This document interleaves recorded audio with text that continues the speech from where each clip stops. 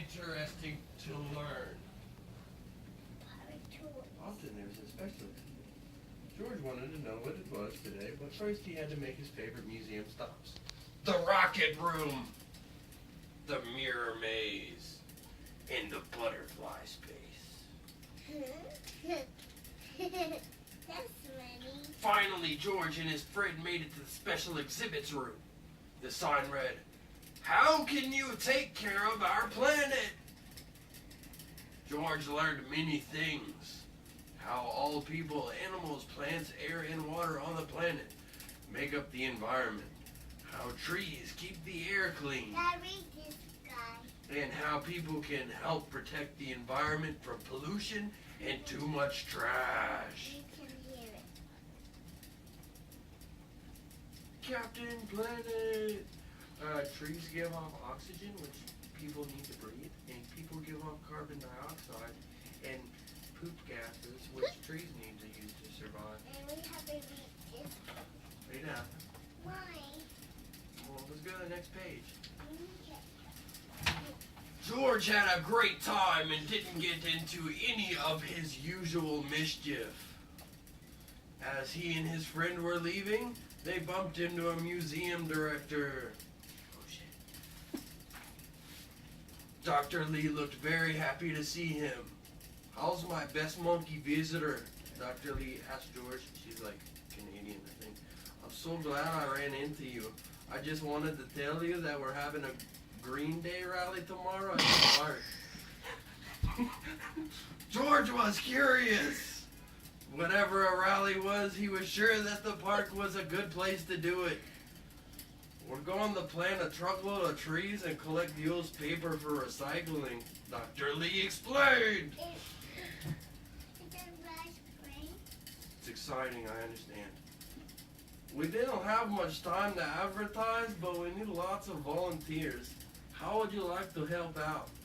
There was nothing that George liked better than to help. "What a great idea," the man agreed. "We'll be there." He was creepy. Yeah.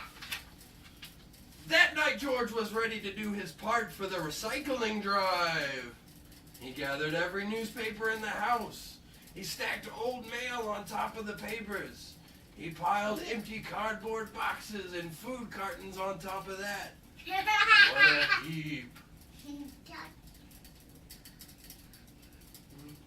What more could he add? George scratched his head. Then he took several books off his bedroom shelf. Just as George was about to add them to his Quiet. recycling, someone lifted the book out of his hands. "Not so fast, George. No, be quiet. These books are made of paper, all right.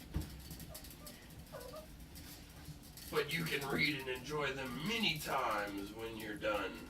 You can donate them to other kids or your library."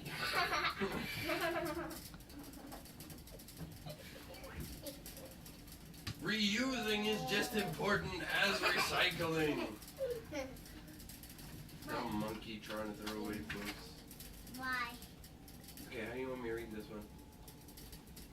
The next morning, George and his friends set out for the park with their wagon of neatly stacked paper.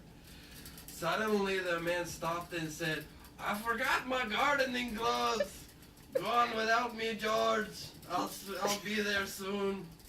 As George walked down the street, he spotted several newspapers lying about on his neighbor's front stoops. Stoop kid. Okay. George had an idea. He had lots of room in his wagon. He could recycle all those newspapers. And the newspapers were not only things he could recycle. He noticed a stack of paper cups sitting on a table under a tree. I could tell my mom. Into the wagon they went. Lay down. They went. Hey, Kael, I thought story time was, quiet time before you, go to bed. Yeah, lay down. Supposed to be enjoying it. Sorry, I didn't know.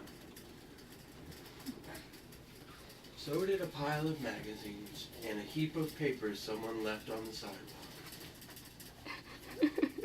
George was unhappy with his great load. At the park, he found Dr. Lee standing under a big banner.